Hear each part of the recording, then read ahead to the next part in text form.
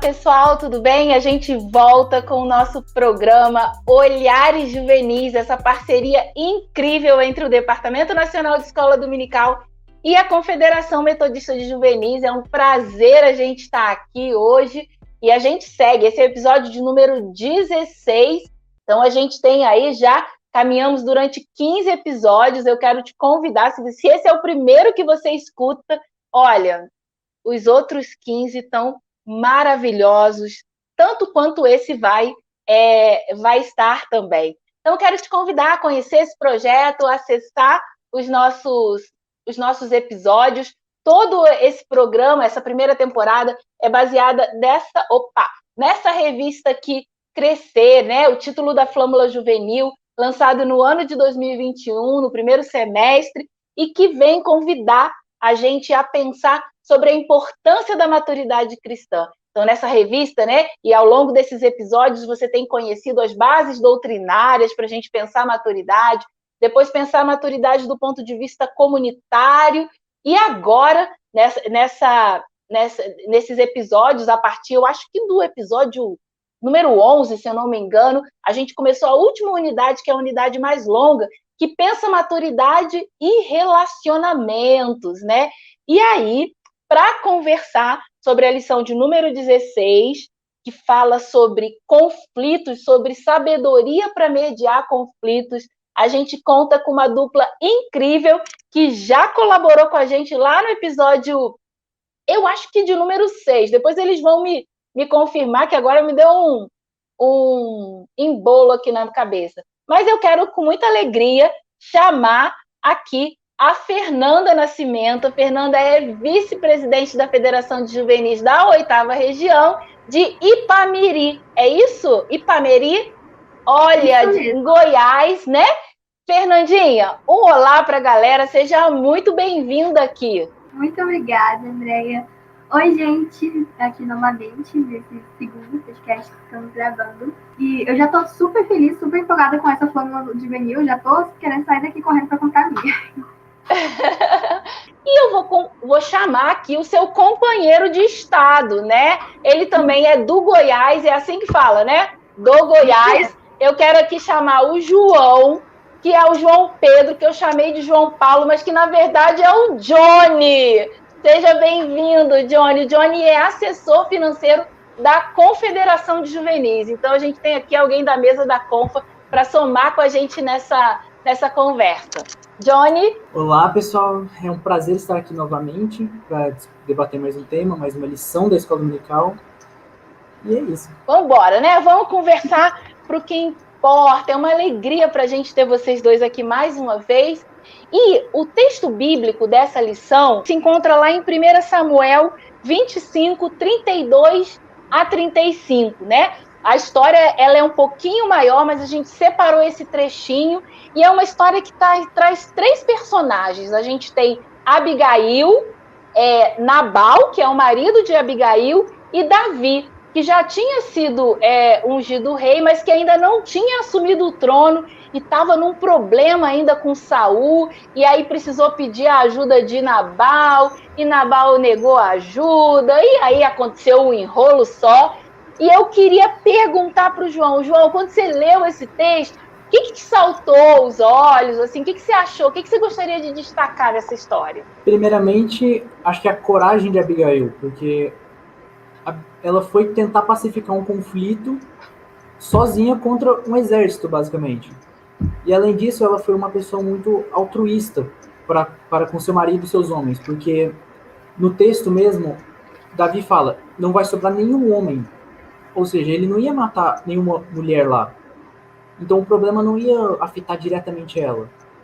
Mas mesmo assim ela se pôs à disposição e ela foi até lá para tentar pacificar esse problema. E para quem não sabe o que é altruísta, como é que você definiria essa palavra aí? Uma pessoa altruísta é aquela que coloca o problema do outro acima de si mesmo e se compadece dessa pessoa e tenta ajudá-la da forma possível.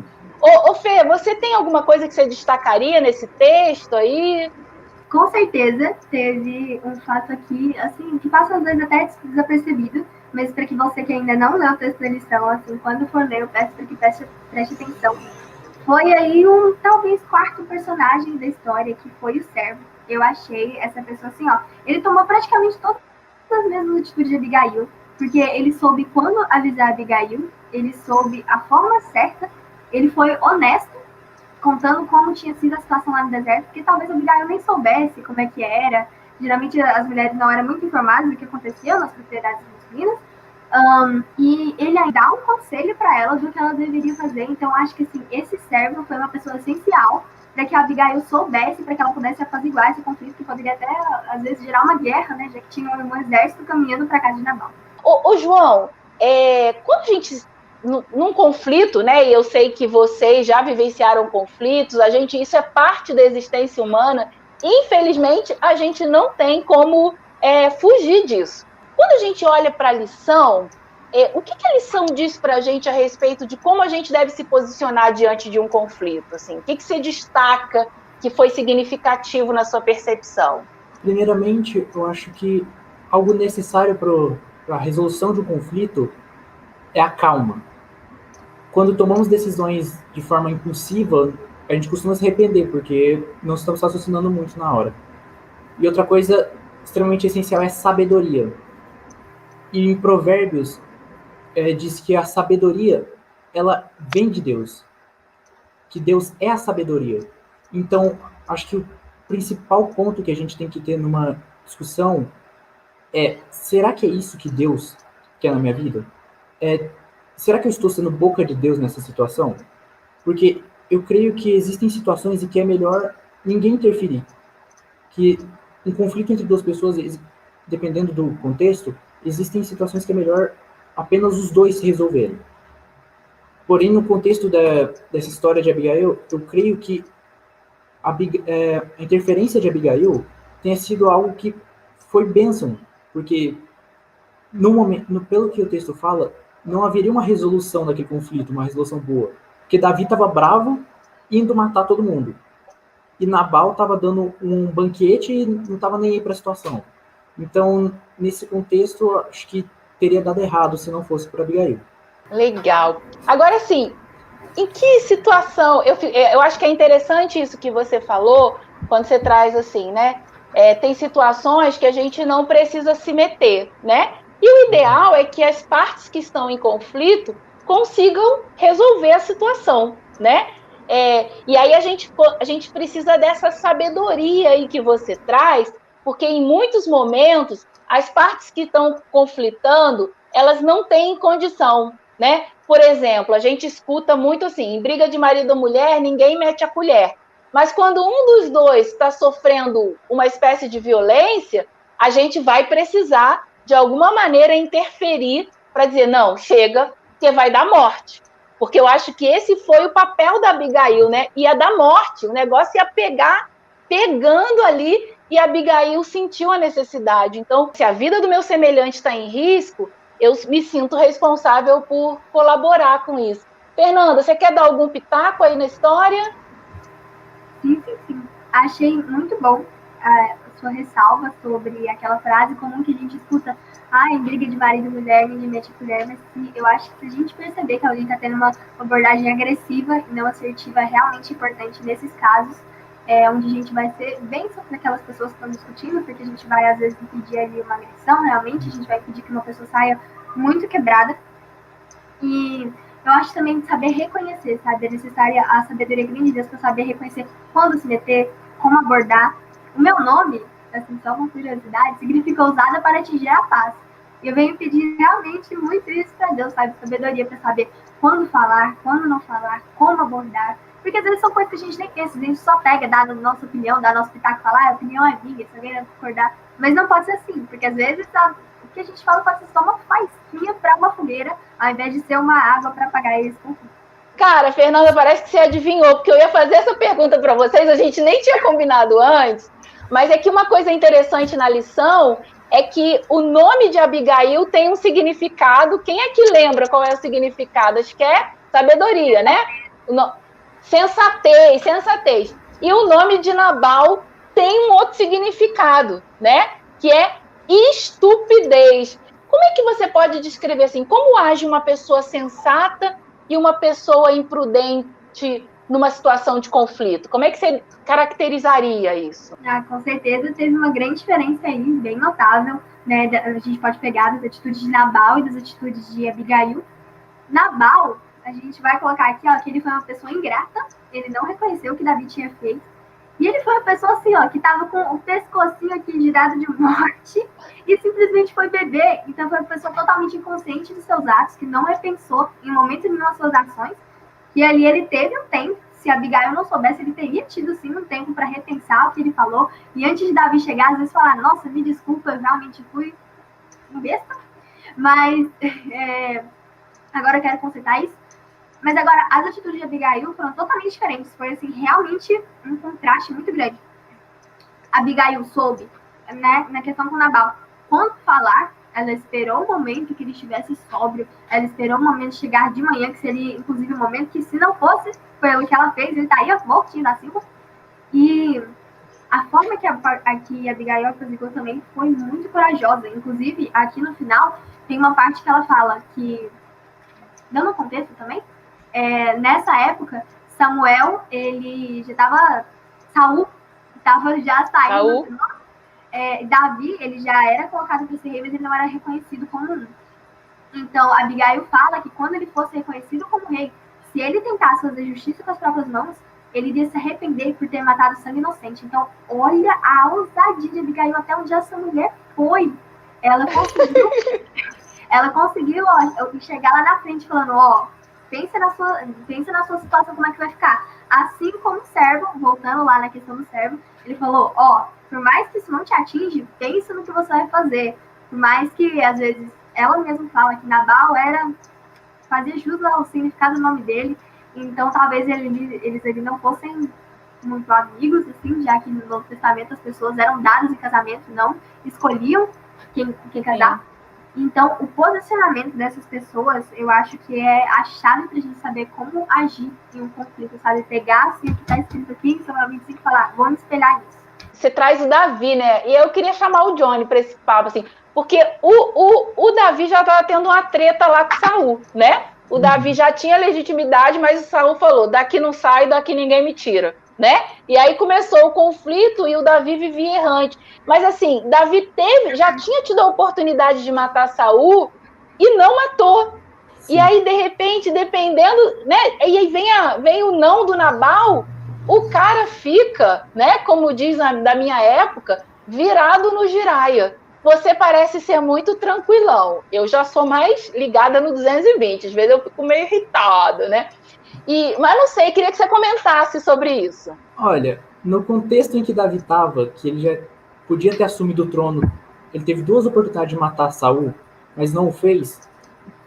E no Nabal ainda foi e não retribuiu o favor que Davi tinha feito. Davi, ele não pediu muita coisa, ele só queria um lugar para repousar e alimento. E, sinceramente, ninguém fica tranquilo quando está com fome. Seguramente. Então foi bem complicado. Mas, sim, existem situações em que a gente está tão sobrecarregado com as coisas, em que apenas uma fagulha já é o suficiente para causar uma explosão. Isso igual mesmo. A Fernandinha fez uma metáfora antes. Porque você está cansado de uma situação que já está perdurando por mais de meses. E agora vem uma pessoa para que você fez bem para ela e vem e fala um não para você, para quando você está necessitado. E não é algo... Você não pediu algo impossível para ela, você só pediu comida e abrigo. E a pessoa vem e fala um não na tua cara. Nossa, qualquer um ficaria irritado, né, nessa hora. Gente, que coisa boa. Olhando para terminar aí, que a gente já estourou o tempo, o Rodrigo vai me pegar depois, mas eu queria fazer uma pergunta. Fernandinha, Nanda, que desafios essa lição traz para quem é juvenil? Eu acho que saber, sabe? Ter calma, conseguir mediar o conflito, eu acho que isso é muito complicado, sabe? Ter essa calma, paciência, saber como reconhecer os seus erros, que é algo também que às vezes fere o orgulho da gente, porque muitas vezes a gente está causando conflito. A gente não pode simplesmente se olhar como vítima, mas muitas vezes nós somos também os agressores, os causadores de conflito. Então, realmente reconhecer os seus erros, reconhecer ali onde você podia ter mudado, onde você podia ter sido mais claro, como poderia ter sido evitado. Eu acho que são cuidados, assim, é um assunto um pouco delicado. Então, às vezes, juvenil, não só juvenil, mas todas as pessoas podem ter muita dificuldade nisso. Beleza. E você, Johnny, que desafio você acha que essa lição traz pra gente que é juvenil, assim, entendeu? Eu acho que a lição em si já é um desafio pra gente. Porque como a Nandia falou, os hormônios estão à flor da pele, tá? Ou seja, a gente é muito impulsivo, às vezes. E sendo muito impulsivo também, nós somos muito orgulhosos e de cabeça fechada, às vezes. Tanto que muitas pessoas se arrependem de coisas que fizeram em sua adolescência, em sua juventude. Então, manter a calma e procurar sempre sabedoria são coisas que eu acho que são essenciais para isso. Porque a verdadeira sabedoria só pode vir de Deus. Amém. E ele sabe ele sempre sabe o que é melhor para nós. Então, eu acho que um desafio é sempre também depender dele, em vista do orgulho que a gente tem às vezes. Porque juvenil também tem a mania de achar que sabe de tudo, muitas vezes. Então, ter essa quebra do seu orgulho também é algo muito importante e desafiador. Gente, eu ficaria conversando aqui mais um tempão, porque esse assunto rende muita coisa, né? Foi muito legal, quero agradecer essa participação incrível, mais uma participação incrível. E a gente termina aqui convidando você para curtir o nosso vídeo, para compartilhar esse conteúdo, para adquirir a nossa revista da Escola Dominical, angular.com.br, e para usar no seu grupo pequeno, na sua célula, na sua escola dominical. Gente, manda um beijo para geral. Obrigada pela participação de vocês. Fernandinha, palavras de despedida muito rápidas, porque a gente estourou o tempo. Palavras de despedida. Leia novamente o texto, deixe Deus falar com você no coração e faça a listinha que é proposta. Eu fiz a minha, mas não vou compartilhar. Faça a sua. A listinha de três fatores, 3 dicas para mediar conflitos e 3 dicas para evitar conflitos e leves discussões. Um beijo, muito obrigada. Beleza. Boa dica, obrigada. Johnny, suas últimas palavras. Se mantenham firmes sempre e sempre busquem saber o que é melhor na palavra, porque ela foi o que é o meio físico que Deus deixou pra gente saber das coisas. Fechou, incrível, gente. Um beijo grande. Segunda temporada vai chegar por aí. Sintam-se convidados para participar de novo, viu? A gente se vê por aí. Obrigada. Tchau, tchau. Tchau, tchau.